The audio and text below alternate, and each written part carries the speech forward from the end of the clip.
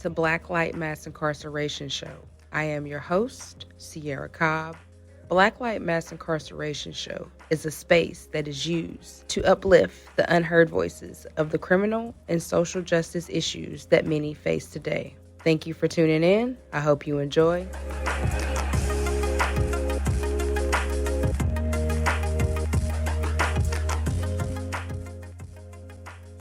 All right, Blacklight, I have Mr. Rodney from California, and he is here to share his journey with incarceration and after incarceration. So without further ado, Rodney, you want to tell us a little bit about yourself and then get into how you became incarcerated and then post-incarceration? My name is Rodney Wrice, formerly known as Kango from the city of San Francisco. Grew up in the Western Addition. My story is a little different or unique, and not really. I'll say that it's the same story that many people coming from urban communities have to tell, but often go unvoiceless and unheard. So it all began in the early part of 1987, which is when I began my prison incarceration. But before we do that, I want to go back just to tell you a little bit about myself. I was born in St. Louis, Missouri, to a woman by the name of Rodney Wrice. By the age of 3, she relocated to here to San Francisco. We originally lived in Albany, California. At the time, it was predominantly all white area. My mother was a student at the University of Berkeley. So she went on to become an educator and advocate for women's rights and urban community justice. She also did the Bill Clinton campaign. And so our lives were a little different. I didn't want to kind of live in her shadow. I didn't want to be seen as just glorious who had lived this type of life. And my mother didn't want the same. She wanted me to have my own identity. So we moved to San Francisco because of the area. She wanted me to be culturally diverse and understand who I was as a man and who I was as an individual here in America, and so that I could see it from both lenses. We weren't always the best of friends, my mother and I. She was so dedicated to her work and to her education that I took a backseat to that. And she probably didn't really know how to raise a young man, a young Black male who had no positive role model. My father was never around. In fact, I never knew him. She never wanted to tell me about him. My family didn't want to tell me about him. And so I grew that kind of hatred towards him and anybody, the whole fatherless background type of thing, because I felt like if my father wasn't there, then I really didn't care. He wasn't man enough to take up his responsibilities, which all Black men and all men for that matter should do. If you choose to have a child, then you need to be there for your children. When we got to San Francisco, again, my mother was on the back seat. She would take me to the neighborhood and drop me off and tell me, figure it out, grow up, be a man, get in a fight back. You can't equalize, you can't win, equalize it. But in the roughest of areas. So we landed in Fillmore, which is the Western Addition here in San Francisco. And so all of the things around me at that time were violent, criminal type of behavior, just the whole mindset of I got to get mine. I don't care about nobody else. And if you wasn't a part of my little team, then it was all for nothing. So I grew up in that type of world, the Fillmore Slams of the world, the Mac Bases of the world, the very violent type of people. I had friends, Love and Chin and Double J and all these different people, Greg, Chucky, all of these people who shaped my identity, which was not one that I preach today. Is I ended up going to the youth authority at an early age. At 14 years old, we committed a robbery. And so then that spun my life out of control. Once you do one thing, you shoot one person, you rob one store, you break in one house, you steal one car, and then it becomes, you got a little money from it, and so it becomes exciting, let's do it again. And so the story goes on.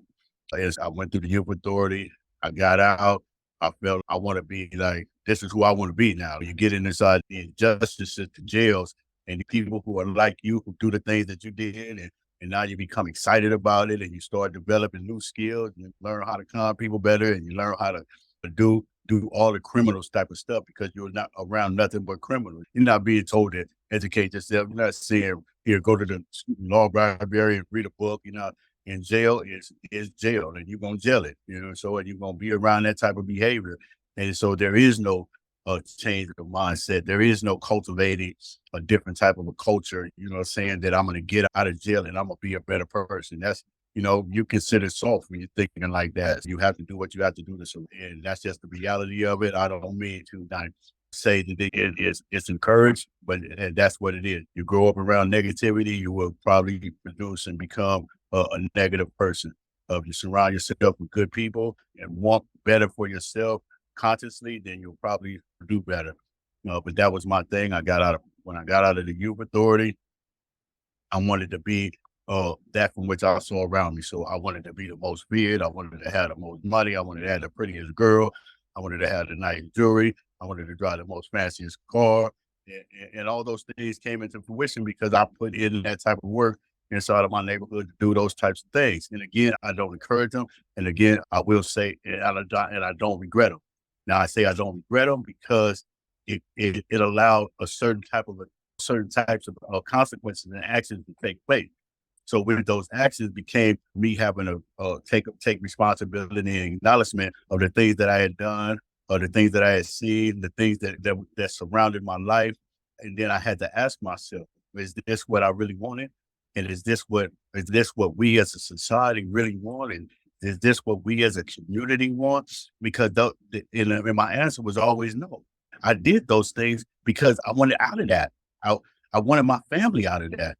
I wanted my community members to have better lives, but I did it in the wrong way. I took the wrong actions. I created the wrong type of life plan for myself and for those around me.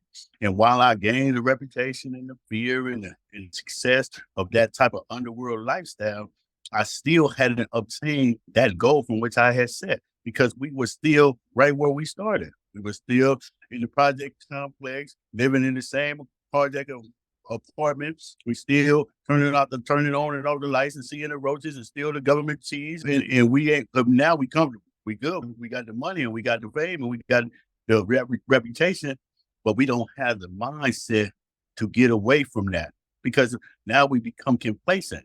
We become complacent in the idea that we got what we want. We can do what we want. We fine.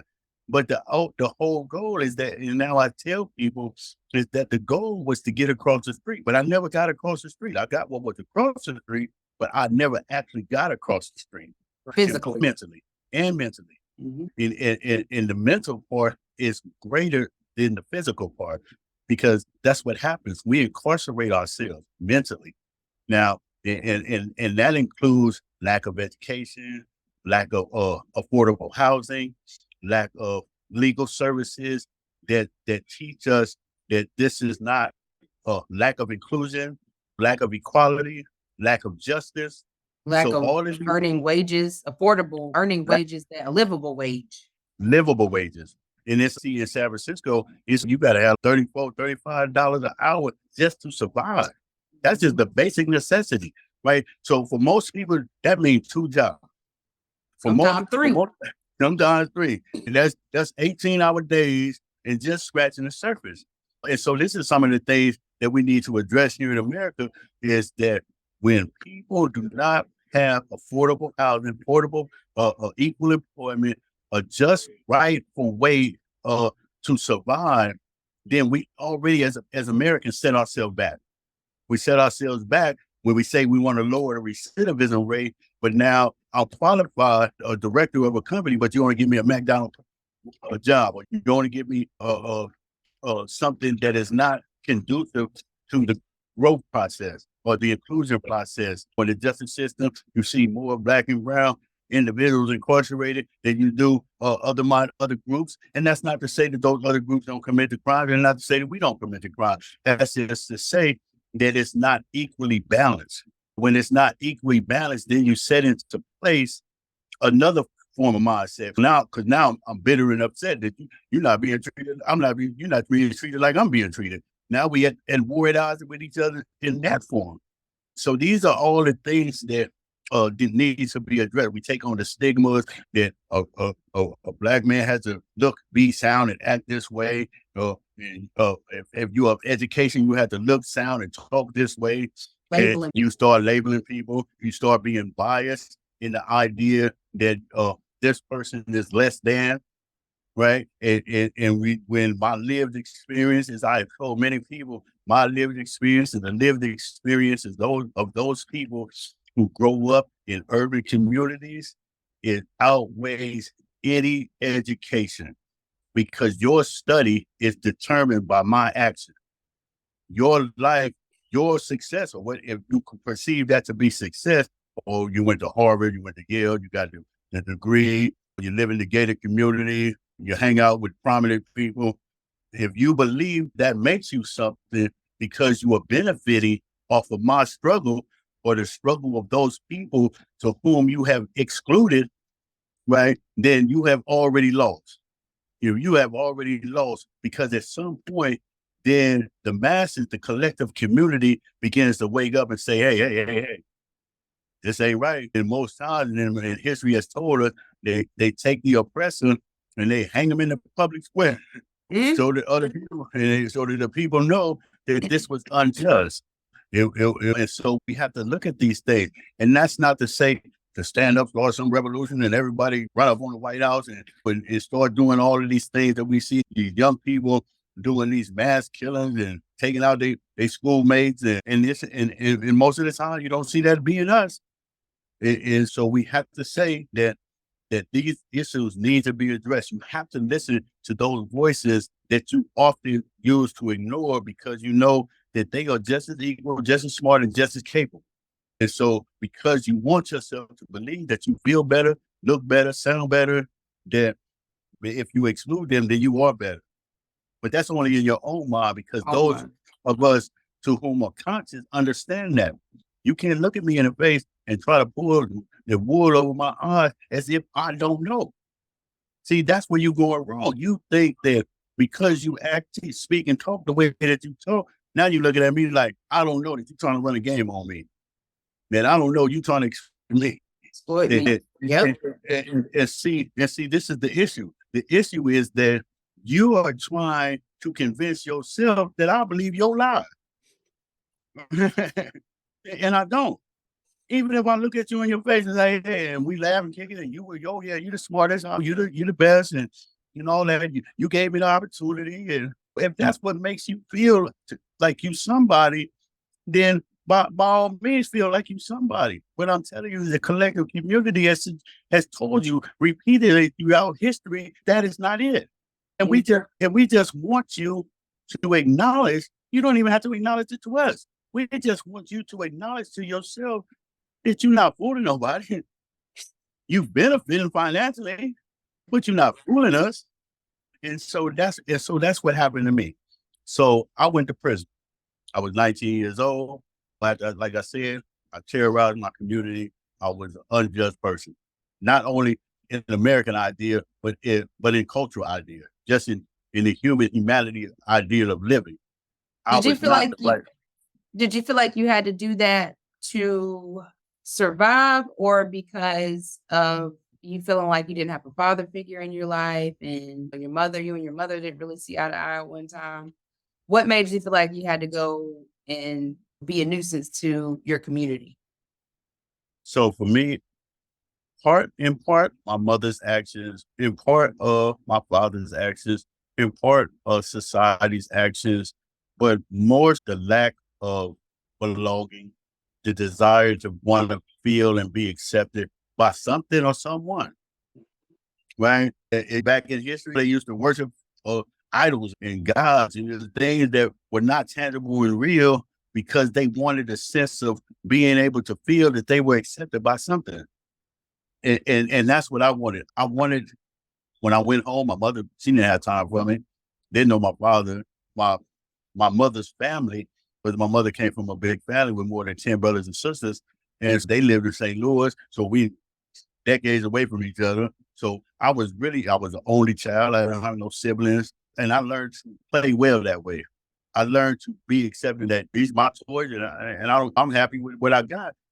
But still, deep down inside me, you still want that feeling to say somebody is there with you. Somebody understands you. Somebody accepted and loved. That compassion that when I'm crying, somebody looking around, what's going on? When I'm crying, ain't nobody looking. When I'm happy or sad, ain't who cares? I was just alone by myself. And so I went into the streets and I was accepted by that community. I was accepted. And because I was accepted, I allowed myself to be drawn in to the false indoctrination of those ideas. So those things, I started beginning to believe that criminal thinking, criminal behavior, abuse, assault, and all of these things were okay. They were okay because the people whom accepted me said it was okay. Right. That's what happens in the Black community. We go to the streets because that's where we're accepted. And they always say the streets will love you and you love the streets back. And so we believe that. We start really believing that, but not understanding that street love is the love to get us incarcerated, which is modern day slavery. So we have to rise above that. Right. And there's nothing wrong. Let me say that there's nothing wrong but being loved by the streets. There's nothing wrong but being loved by the community. There's nothing wrong for being loved by your friend, associate, or comrade, or whatever you choose to call them, whether they were in or out of a gang. But the problem becomes when we believe that love supersedes what's right, consciously what's right, morally what's right, through principle what's right, not get governed by rules of that particular group, right? We're talking about humanity. Because the rules say that it's all right with inside my collective group doesn't make it all right. And so we adopted that. We are part of a collective, but we live in an individual idea. Because I'm living an individual idea, now I have to separate myself even amongst the collective. When I should never personalize or individualize what it is that we as a whole, humanity as a whole, should be trying to do, which is what I said, get across the street. What is get across the street? Finding that peace, that compassion, that support, that understanding that gets us to a better place. If I leave the world and I left the world as it was or worse than before I was ever born into it, then I have already failed. Yep. Because it's my job and responsibility as a human being to contribute in the most fruitful way that those young men and women who follow me after I'm dead and gone will have a blueprint platform on how to do better. Because then they are set in their minds that they need to do better than what they brought to the table. And I think that's what's wrong with our generation now is those standards wasn't set for them. By those standards not being set for them, our generation, well, my children's generation is something else. And you have to set your generation up for success. I read that somewhere the other day that you have to set your generation up for success, or if not, they're going to fail. And so my generation is that, like I said, I went to prison in 1987. So anything past 1987 that has gone wrong in the community and in the minds of young men and women, I take full responsibility and blame for. I take full responsibility and blame for. Why? Because we left them at their own devices. I ain't one of them OGs to be like, oh, you should have did this, you should have did that, or now that I'm back, listen to this and listen to that. No. It was my fault that I left, and then I went. Not only did I leave at a young age, I left you with things that were not going to benefit you. Right? I left you with the mind state and idea that was going to lead you to the same place that I was going, which was prison or death.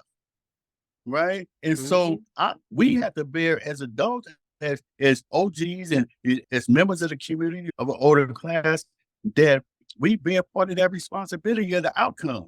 Now, we can't be sitting here, man, oh, the youngster acting this way, they doing this and they doing that. And no, because we wasn't there. We wasn't there to give them the guidance that they needed. So what happened? I became an absent father, and I don't even have children. I became an absent father to my community, right? And now it is, we start playing this blame game. And of course, blame can be set everywhere. But after you set the blame, then the question becomes, what are we willing to do about it? And what is the sacrifices going to be made to acknowledge that there's some blame to be placed and there's some mistakes that have been made? Okay, now we got that out of the way. How What we we fix doing? it. Yeah, Mhm. what we doing now? Where's the solution? Because the solution clearly is not to continue the behavior that I was working with, the criminal thinking. That ain't work, right? It got me what I thought what I wanted, but it also got me a 40 to life prison sentence. So clearly that didn't work.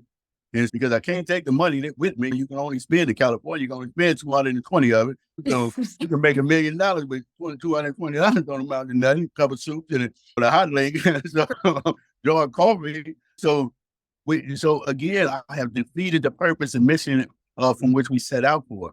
Now, I want to talk about my time in prison. Okay, so I went to prison, and I went in a way that I already knew that my life was over. So since I knew my life was over, well, I'm gonna make the best of this, and I'm gonna make you remember me for this. So now I'm gonna take that mindset that I had in prison in society, and I'm gonna take that to prison because in my mind it worked for me.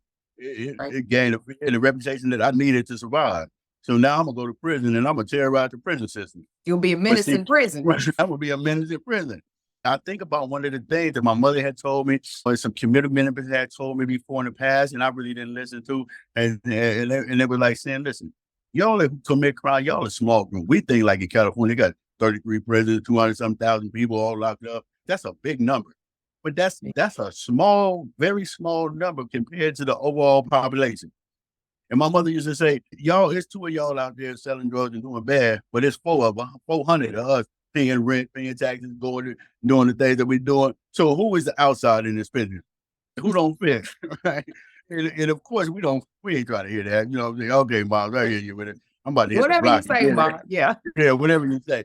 And to the point where my mother had got where he said, "Okay, you ain't gonna listen to me. I bet if I go tell it to one of your friends, I go tell it to your homeboy, and they tell it to you, then you gonna listen." Listen. Because her objective was to get across the street. Because she was gonna get her message across. Because at the end of the day, I promise you, young son, young Rodney, I'm gonna be your first phone call. I'm gonna be your first phone call. Yep. And, Call mom. and I don't think that there's one man or woman in prison, in jail, who don't make their mama ain't their first phone call.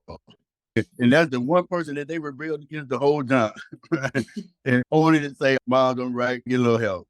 But I think that sometimes you do have to learn by experience because my mom told me several things and I took heed to it but didn't. And I think me jumping into it made me learn because sometimes a lot of people you have to learn by experience. Sometimes talking to them doesn't help. You want to save them, but sometimes that real deal life experience is what sometimes can make you stray away from what your mom was trying to keep you from the whole time. But and Mm. sometimes you're able to talk to them and they listen, but a lot of times they have to experience it to understand. And that could be true in a sense. We say, don't stick your finger in the light socket, don't put your hand over the stove. All of those life lessons, those are cool. You can, put your finger on the stove and figure out, "Oh, I ain't doing that no more." But we talking about things that have lifelong implication and consequences. See, learning a lesson and say, "Okay, I'm gonna let my son go out here and do whatever," and turn out where he got 50 years, 100 years, and a life sentence and all of this stuff. Those are not the lessons we want our children to have to learn, right? Because by the time the 50 years go by, now we already in the too late stage. Because now they children them reap the rewards or reap the lack of acceptance or love that they're gonna need. So I can't sit back and say, "Okay, let them go out there and learn on their own." I can't sit back and say, it's okay, they'll figure it out. It's not that's not working for us. That's not working for us. And so we have to be vigilant. We have to be out there pounding the pavement, connected to the streets, connected to our people, connected to our surroundings, connected to the universe in such a way that we will not leave any option to not get it right. That's right. That's right. We're not leaving no options. It's like I say, I can't even you can't even convince me that there's ever an option that will lead me to the idea that I'm gonna do anything that's gonna send me to prison. It took me a 40 to life prison sentence to learn that lesson, though. I'm not about to allow somebody else to have to learn that lesson. I don't care who they is. Prison is not an option. When I talk to my fiance, Maria, is one of the things that I'm very grateful for is that by being with her, I learned the social and family dynamic, something that I didn't know. I thought I knew it about coming from a big family. I got all that stuff, but I didn't really understand what it meant, you know what I'm saying, to be a responsible parent, to be able to communicate with your spouse, to be able to contribute in a collective way when it came to the family dynamic. And that's where all this stuff began. This is childhood trauma that's being lived out as adults. Yes. Right? And so because we didn't learn it correctly, we don't teach it correctly.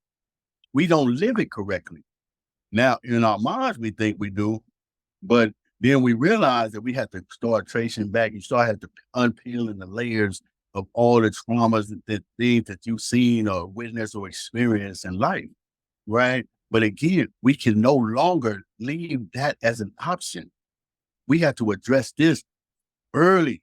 Now, Right now, like when you start walking, this is where we at with it. When you wake up in the morning, you're gonna be fully conscious. When I walk away from you, you're gonna be fully conscious and understand all of those things. And still, with that said, you're not gonna put that as an option. You're still not gonna say, I'm gonna take a risk or a chance or maybe or hope that if I commit a crime or if I think in a bitter thought or have an aggression towards somebody that's gonna get me somewhere. Because I'm telling you that it's not. I'm telling you that it's not. I'm telling you, it's not gonna get you nowhere. It's not gonna get the people that you say that you love and care about nowhere. It's not gonna get your community nowhere. It's not gonna get us as Americans anywhere. It's going to only continue the cycle of oppression. It's only going to continue the cycle of abuse. It's only going to continue the cycle of trauma. It's only going to continue the cycle of privilege versus non-privilege. And one person who I just been stuck on is Professor Elizabeth Hinton, who told us all these things in her books, that the traps and setups in the evidence jeopardized case by case legally from a government's position and standpoint. This is not what we saying, this is what they say about themselves, right? And whether it's policing ourselves, whether it's the police force jumping on us, whatever it is, Elizabeth Hinton has addressed these things, and many others have, but we have not taken heed to it. We have not taken heed to it because we feel like we know. Our collective, our little group, we feel like we got it right. Everybody else wrong. And so when you believe that put on, you don't know nothing. That's right. Let me ask you this. Do you think that, so you were in the era of Martin Luther King, right? Or when that era was ending. Do you think that the generation after that dropped the ball as far as to continue to advance the Black communities, we got rid of chattel slavery, but we never abolished slavery altogether because the 13th Amendment says that slavery is abolished besides if you commit a crime. And, the counterparts fed off of that, like, all right, chattel slavery is gone, but we can start charging them with crimes. And that's where the drugs came in our community from Ronald Reagan to start locking us up so they could continue to profit off of our Black and brown bodies. Do you think that we should have kept pushing for more change? Do you think the ball was dropped? Let me know your thoughts. I believe that it's a combination of different many things. It's that, like I said, is that back in the civil rights era, while they pushed for great change and accomplished great things, and we acknowledge and accept those things, we ourselves began to individual and personalize things. And so it was not that we dropped the ball, it's that now so many different ideas and so many forces are saying what we want versus pulling against each other. We began to tug at each other. We began to battle with each other in the state of mind that who's right and who's wrong, which you missed the mark and missed the point from the beginning, is that this is an inclusion of all, a collective idea to advance not only as a people, but to advance as a society. And that's the overall goal is listen, if you don't want to accept me, that's fine. I don't care about that. What I care about It's the inclusion of the right to be considered an equal human being, just as you are an equal human being, to be considered an American, just as you are an American, to have the same opportunities as you. And they say that we give you the opportunity, but it's clear that if I have the same qualifications as you, and you took your studies and learned off me, then you're going to say that I'm unqualified or overqualified for a position. As you say that you believe in second chance, and we had to take second chance back to the early stages. Back, it used to be a time where we didn't even have reentry or post incarceration. Those things wasn't on the table. Even all the way up until when I went to prison, and Diane Feinstein used to come through Fillmore. She used to say, if I catch you with one piece of crack cocaine or Glock 9, I'm giving you 100 years in prison. You're doing life. So they had already set the trap. Now, we go from 3 prisons to 33 prisons. We go from in and out of jail to long-term mass incarceration, right? For the sole purpose of financial gain, right? And so then Governor Gavin Newsom comes along, Mayor London Breed comes along, President Barack Obama comes along, and they say, no, we can't, this ain't working for us. It's gonna cost America $1 trillion if we continue that at this pace, right? We already in a deficit, we need to get back to something. And so we start implementing all of these things. But to answer the question, it's not that they dropped the ball. It's that when the ball was through to you, you didn't know how to catch. When the bat was given to you, you didn't know how to swing. That's not their fault. That's your fault. That's your fault that you're not getting in the batter's cage and practicing your swing. Kobe Bryant went out at 2 o'clock in the morning and shot 1 million free throws. Shaquille O'Neal, and until some point, they became real good at it. See, we're not practicing what we say we want. So we have to practice perfection. We have to practice greatness. We have to unlock our own potential, which already exists within us. That's a responsibility that I bear. I can't keep blaming the civil rights movement and the people of the past and it's their fault they didn't do that. That's what I'm telling you. I take responsibility for those people who come after me. Now, I'm not taking responsibility for those people who came before me. I'm taking responsibility for my actions and the role that I play in allowing those who follow me not to be able to learn and know that they need to practice, that they need to be there for each other and not against each other, to learn to be responsible parents. And a lot of times, young men and women are having children before they even themselves learn how to even be a child, let alone a parent. I want to get away from this whole who fault it is. At the end of the day, when you ask the question about who fault it is, it's your fault. Rodney Wrice said, whoever asked the question, who fault it, it's your fault for asking the question. You can't without addressing the issue, which is what we're going to do about it, right? What are we going to do about it?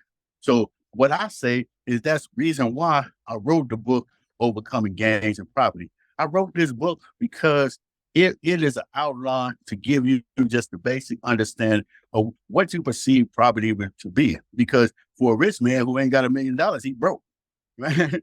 So for a poor man who on government team, you know what I'm saying, he broke.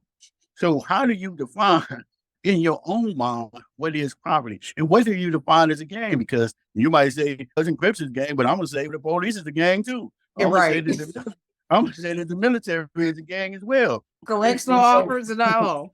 It's all defined under the idea of the label from which we give it. We all gangs because a gang in itself, the term in itself is a collective group that moves on one accord with a common goal, a common goal. Whether you Democrats or Republicans or whatever you want to call yourself, independents, it doesn't matter. So we need to get away from these little terms and stuff about how we're trying to justify our actions. And that's what's key. No one is better than the other human being. We can no longer continue to fester in all of that stuff. We need to address the issue. What are we going to do about it? And what sacrifices are you willing to make to obtain that equality as an American here in our system, whether it's the justice system, whether it's our neighborhood communities, or whether it's our politics? What are we willing to do to say enough is enough? I don't want to see nobody else go to prison.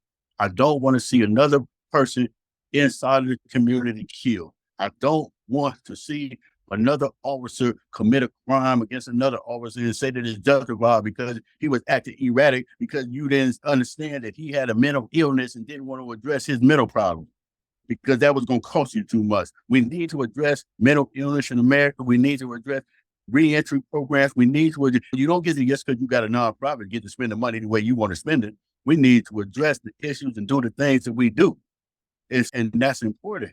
And I want to, and I say all this because I want you to understand that you speaking to someone who while in prison, like I said, I went to terrorized prison because I didn't want to be a victim. I didn't want to be a victim. I was young. I was sent to the prison, San Quentin, where, they sent all the older people. That's the toughest of the toughest right there. They sent all the most experienced criminals, the most violent people at that time. And even there, when I went there, oh no, I'm going to, y'all going to be scared of me. I ain't going to be scared of y'all. And because again, my friends told me when you go to prison, because when you get there, you're going to have to make an example because they ain't going to believe you. Everybody going to want to try you. Everybody going to believe they tougher than the other person. Mm-hmm. Right? The word weak is out. So you're going to have to figure that out. So that's what I went and did. When in 1989, they opened a Pelican Bay State Prison. It became the most notorious prison for the state of California. I'm on the first bus smoking. Let's go. We doing that. We doing shoe terms. We doing the whole nine. I was so bad that we're going to send him to Corpus State in the second most notorious prison for the state of California, where I participated in the gladiator program, and the officers was putting us out on yards with different races and betting on us fighting and all this type of stuff. But again, to them, this is natural, normal behavior because it's what we wanted for ourselves. We wanted to fight with each other. We wanted to attack each other mentally and play these little social wars and all this type of stuff.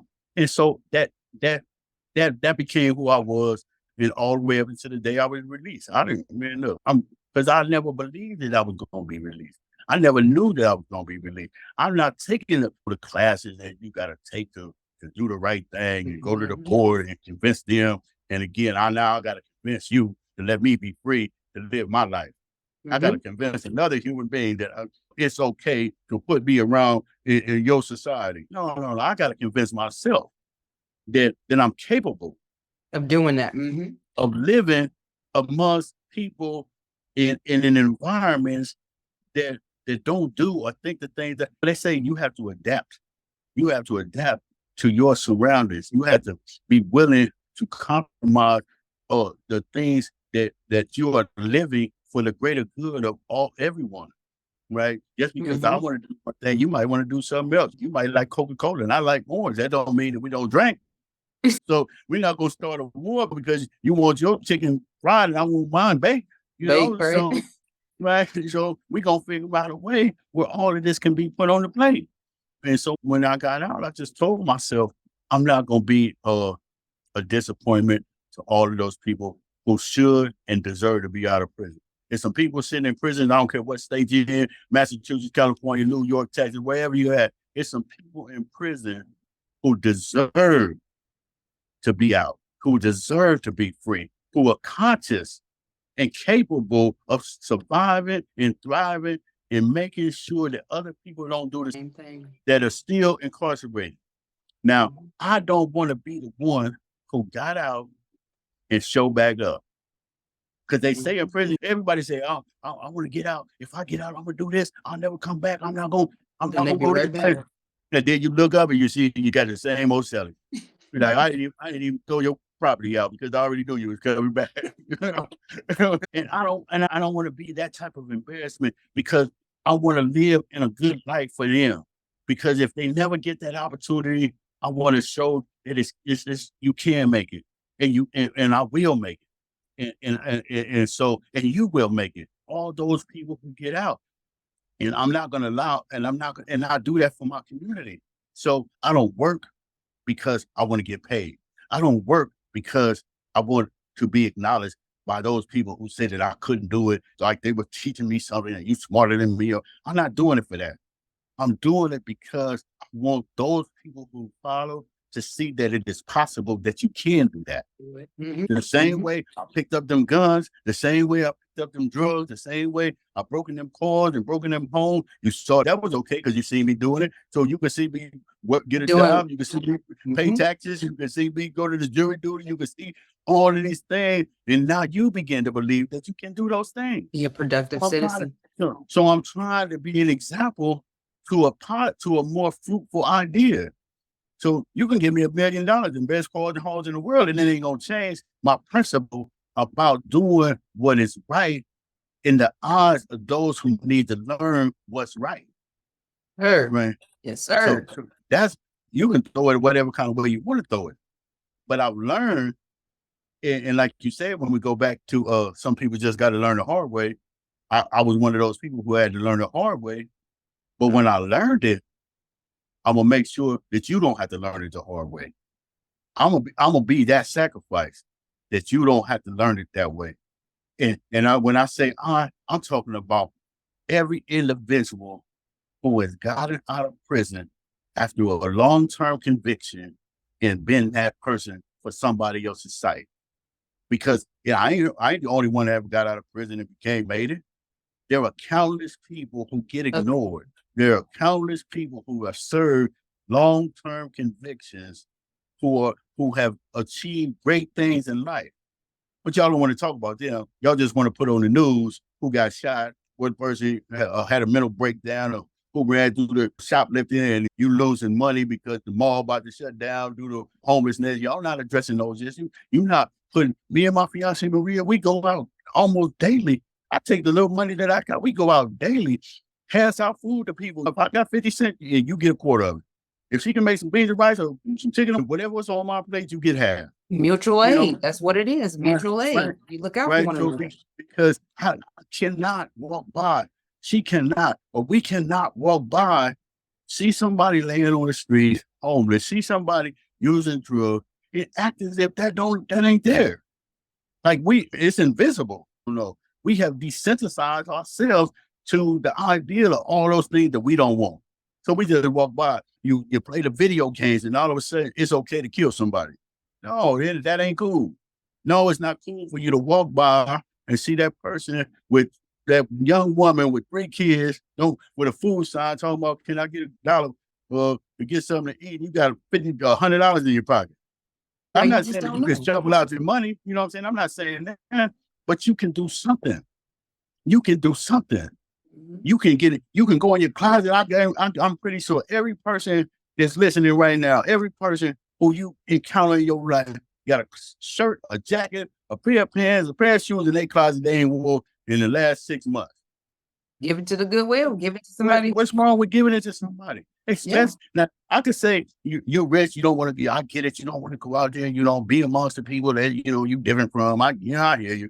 Okay, give it to some of us who will go out there. Give it to some of us who don't have problems saying that no, that person is me. I'm one paycheck off of being homeless. I'm one piece of bread off of not eating. I'm not one of them people. She not Maria, not one of them people. I'm sure you or other people are not those people. Why not give it to us since you high and mighty?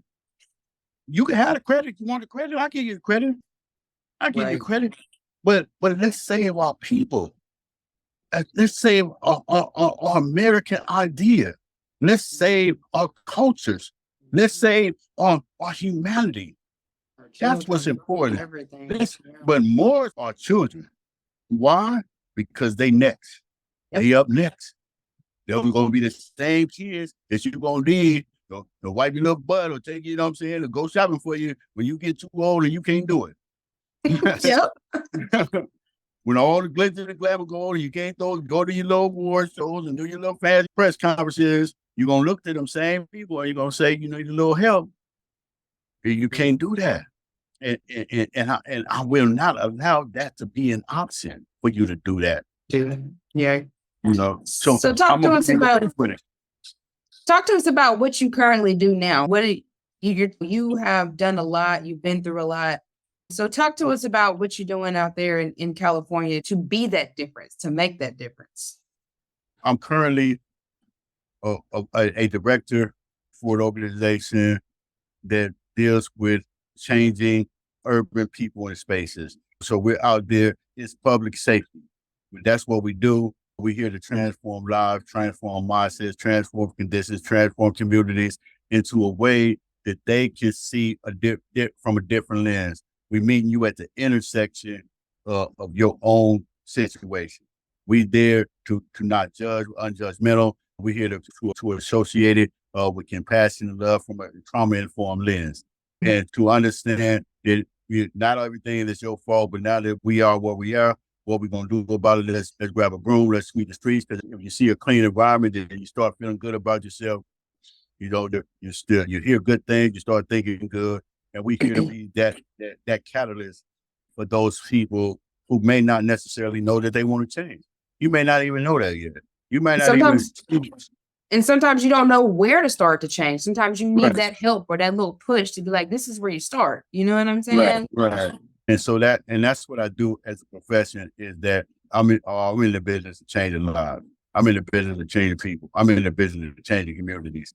My employment is just one aspect of my life. I also, along with my fiance Maria, is that we form what we call Changing Lives Forever.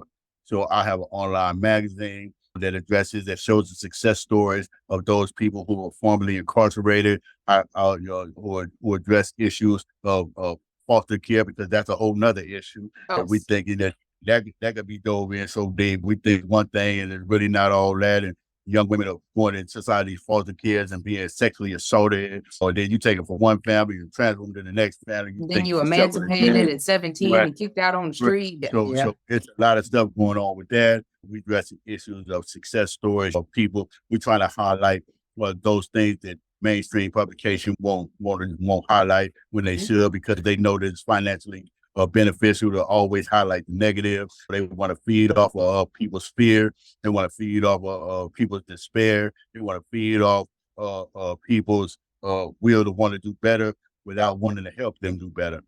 So I'm doing that. I got 2 books out now.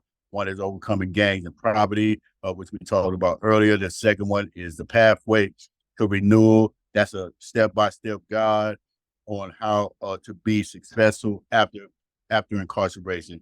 And that's my most prided book, because this is more than 300, almost 402 pages that's going to take you through step by step, whether it's fostering positive connections, communications with other people. Because what happens is a lot of times we get into this, we just want to be with our friends. Sometimes it's okay to meet new people, and so that it'll open your mind to new things, create a new dream, create new avenues.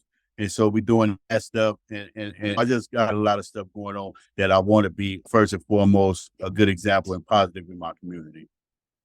That's amazing. That's what we need. We need more organizations like that. That's what me and my husband are currently trying to do with our organization, is work on mental health holistically, because I think hitting mental health from a holistic standpoint and helping you self-regulate your emotions and being able to control your responses so you're not responding violently when you're upset is extremely important to make sure that our community has a healthy mind. Because my motto is, if your mind ain't healthy, your body ain't healthy. And those two together work together. And if one ain't connected to the other, then you disassociate. And that's when you have that's the leadway and the doorway to things of incarceration or harming somebody. And we are trying to just change the way people respond and how they think, and to keep their brains online while they're in an anxious situation, to keep their brains online while they're going through a traumatic experience, so that they're able to respond in a way that it's not going to bring them any harm or cause them to be incarcerated. So it's important that you have organizations like that meet people where they're at, not judge them, but meet them exactly where they're at that intersection. You know what I'm saying? Boots on the ground and ready to change the way that our communities are, because we just have this whole illusion of how it should be, but we're not really showing how it really is. I'm saying how we really can change it and be a productive citizen. And so that's the reason why I came up with this podcast, is to highlight just people's stories, because everybody's story is always told by somebody else. And I wanted this to be a safe space for people to tell their story exactly how they want to tell it and not be judged. And to also uplift those that are formerly incarcerated, to show that there's a lot of successful people after incarceration. We always like to make it seem like, oh, once they get out, they're going right back. And so you see all those stories, but you don't see the stories of the ones who have gotten out and changed their community and been a productive community member of their community. And so it's important to keep that trend going. And what we must understand is that we first need to address mental illness and trauma. Mental illness and trauma is very important because that's the springboard for all of those other things. If we want to lower recidivism, if we want to acknowledge those things which we consider to be problems, homelessness, addiction, mental illness, then we have to, but I'm not just saying this to promote a book. I encourage you to go out and buy Pathways to Renewal. I encourage you to go out and buy Overcoming Gangs of Poverty, because these ain't about placing blame. These are about creating solutions. These are about addressing. I think about Mayor London Breed of San Francisco, who went from mayonnaise jar to the mayor. These things are real. Now and when we address mental illness, we simultaneously address incarceration. Yes. Because our prison systems are full of people who have suffered from trauma and mental illness, right? Now, that don't mean let's go give them a prison duggie. You're going to sit there for 30 minutes and we're going to send you on your way. We're talking about real steps. My book, Pathway to Renewal, address these steps. I'm almost guaranteeing everybody who read it, if you have been in this type of life, you're not going to be in it no more. If you put in the work, see, just because you have an organization, if you're not boots on the ground, it don't really matter, because you disconnected just like the rest of them, right? You have become the very people who you say you wouldn't be, you didn't want to be, or who was wrong. Right? We got to be down here in the trenches, hand and foot, toe to toe, addressing these issues, because that's what these people are looking for. When you homeless or you suffer mental illness or you have been incarcerated, you're not looking because you got a good job. I'm looking, do you understand? Are you willing to be in my zone? You don't want me in yours, so are you willing to be down here in my environment, which is the community? Just because you got the title, just because you got the position, just because you got the organization, are you gonna be down here when, like I said, I just wanted to be accepted, so I went to the streets. Right? The streets accepted me. Are we willing to accept the streets back? Are we willing to get up in there with them and say, listen, man, this is not what it is, and I'm here with you. And so I can be in all those people who got it like that, but I'm gonna be right here on the block. I'm gonna be right down here. You and me both. 2 in the morning, where right before he put this tinfoil on it, the drugs on the paper, say, hey man, that's not cool. Let's that ain't go what you need. Right. Let's go eat a donut or something. Maria gonna be right there. Hey, let me feed you something, because you need to eat. Because if you don't eat, then you're not healthy. You don't feel good, and then you fall back into these cycles. So that's where I'm gonna be. That's where you're gonna find me. But I don't care how much money I got. And I will say this. For every person who's listening. If you're not willing to do that, you are the problem. Yes. I say that all the time. If you're not willing to do that, you are the problem. So don't ask what's the problem. It's you. You. Yes. Right? Yes. If you in politics and you say for a second chance, and you say I'm for the long-term offender who's successful, if you're not willing to stand with him, you could talk all you want. If it's just a campaign slogan, if it's just something that I signed a bill, okay, you signed a bill, but are you there? Because they don't see you, they don't hear you. Is you doing it only because your system is crowded and you can't afford it? Or you really trying to change some lives? If you're trying to change some lives, then we need you to stand side by side with us and change the narrative. Because like you say, if I don't write the story, then you're going to write the story. And if you write the story, I'm almost it ain't gonna be right. It ain't gonna be right. It's gonna be all right. Yes, right. Yes. And so I need to write the story. I need to continue to put out books. I need to continue to be on the block, because that's where I resonate with myself and consciously understanding to humble myself to the idea that I'm no better than anybody else, no matter what condition they live under. And that as an American and as a human being, it is my obligated responsibility to be there and want for others what I want for myself. And that's not to ever be in prison. That's to not ever be on drugs. That's to not ever be homeless. That's to not be free. of any type of incarcerated mind state, slavery, oppression, or however you want to term it or label it. I don't want to be anything but a man who does the right thing. Rodney, let me tell you something. You are amazing, man. You are a true example, and we need 30,000 of you to be able And to. there are 30,000. They just don't want to say that it's 30,000. There are 30,000. We just need to take the time to go out and pluck them out the same way we plucked all them bad guys out. We're going to wrap it up. I want to thank you so much because you just dropped a whole bunch of facts and gems and everything else for the audience. And I know they're going to appreciate that. Let everybody know where they can find you. I will link if you send me the link for your book, I'll link that in the bottom of the description to make sure people can be able to purchase your book, because it's very important that they purchase that book and take that knowledge and help the next man, and the next man help the next man. And that's the way that we get our community where we need to be, is next man helping the next man, the next man helping the next man.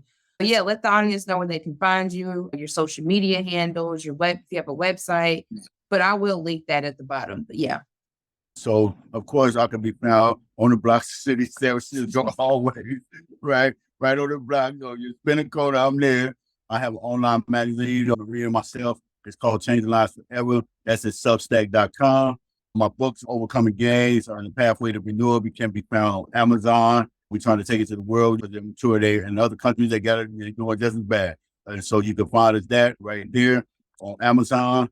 I do the public speaking. It don't matter what part of the world you're in. We fly and come and we're doing whatever you're doing, as long as you provide and make sure that we get there.